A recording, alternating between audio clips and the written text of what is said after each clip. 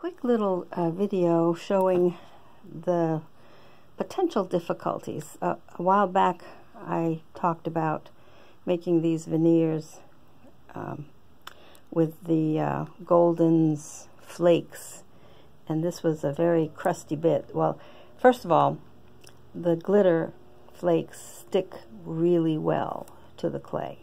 This one here I had done on this color clay, that color, and then I put some perfect pearls on top of it. I don't know the color, but anyway, it turned it a very silvery lavender.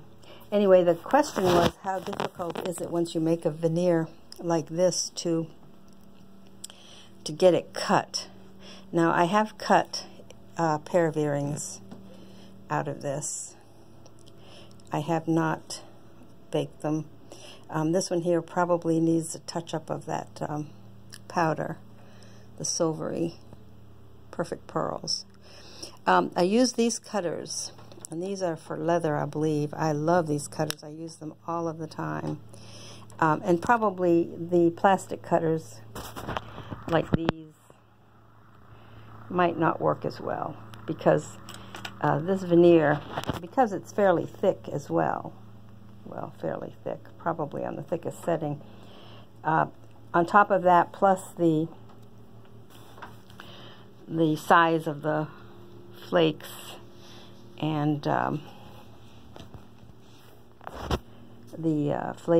glitter make it difficult to cut. In fact, I just want a close-up of, even with the, and this veneer is very brittle now. You can see it breaks easily. But see the flakes that are left? I don't know if you can focus in on them when I cut it.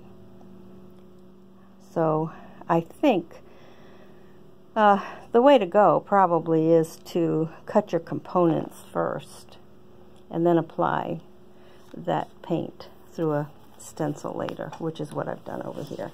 I'm trying not to get my overhead lights, but I can't avoid it.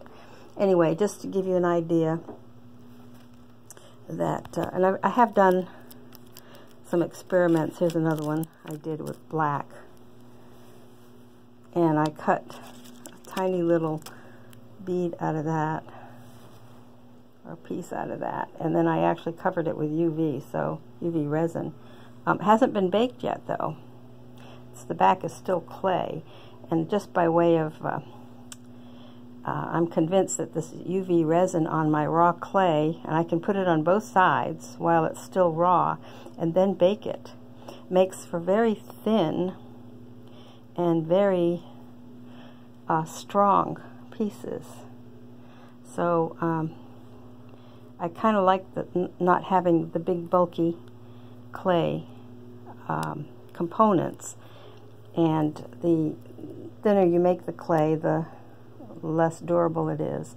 But by covering it with UV resin on one side or both sides, and I do this before I even cure the clay, so it's encapsulated in the UV resin, then I pop it into the oven, and the clay inside cures with no detriment to the UV resin. In fact, if you do it with a